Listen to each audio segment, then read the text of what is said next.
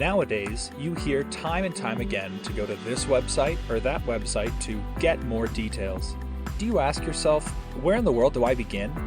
Well, we at the Office of Accessibility and Inclusion, OAI, don't want this to happen to you. Let's go over the most important parts of our website at www.npc.edu/OAI. The first few paragraphs explain what the OAI office can do for all eligible students.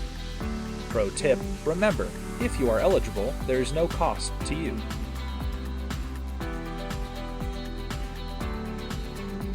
This link shows the differences between services given to students in high school versus students in college. We recommend taking time to become familiar with these differences.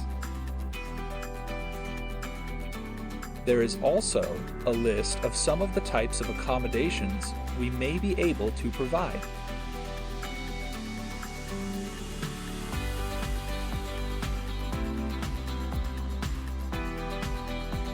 Feel free to pause at any point during this presentation for more in-depth reading.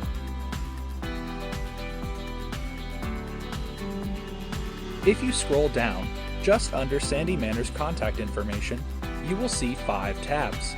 Let's review the first tab, Application, Materials, Forms, Resources. Pro tip, this tab will automatically be opened every time you visit the website. The first form you will see is available in both PDF and web-based forms. This is the application to apply for accommodations through the ADA.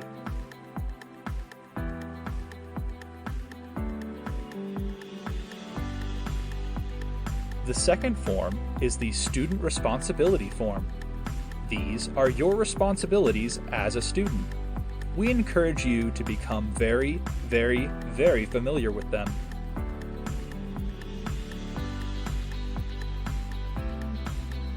Now comes an NPC form that all students must fill out, the Release of Student Information Form. Pro tip, this form has to be filled out in front of an NPC or NAVIT representative or Notary Republic.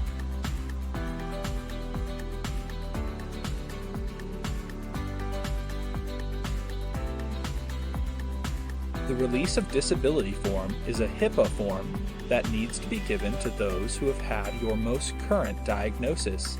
It can be a medical professional or your latest school. Pro tip, because this is a HIPAA form, you can revoke this at any time. The process to do so is on the form. Last, we have the Request for Accommodation form. We highly recommend you fill this out with your academic advisor. This form is web-based only, and your academic advisor has to sign it as well. Pro tip, this form has to be filled out for every class for every semester. Once all 5 forms are filled out and turned in to the OAI office, then you can meet with the OAI coordinator.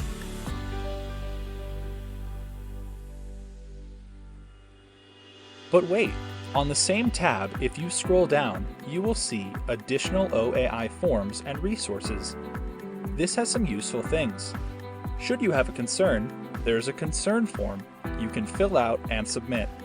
There's a second link for you to become familiar with the differences between high school services and services in college. Also, there is a helpful list of apps that give you the tools for success. Please look at these helpful tools from the Read and Write software.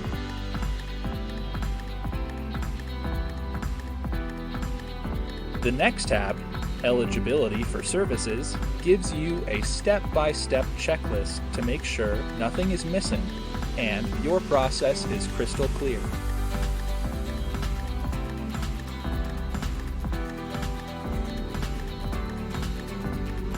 The Service Guidelines tab has more forms you may need in your academic career at NPC. I would like to bring your attention to 2 of these forms. The first form is the Documentation Guidelines. This is a list which details what is required by the government for your specific disability. The other form I want to point out is a list of services not covered by OAI. The FAQ tab, or Frequently Asked Questions, is a list of the most popular questions the OAI office receives and their answers.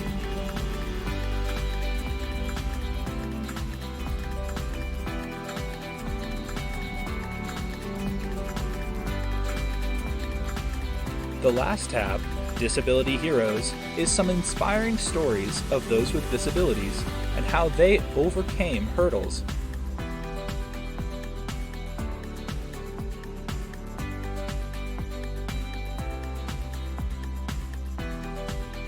There you have it, the NPC Office of Accessibility and Inclusion website. If you have any questions, the coordinator's contact information is visible on every page. You can reach out via email or phone. We at the OAI office want you to succeed.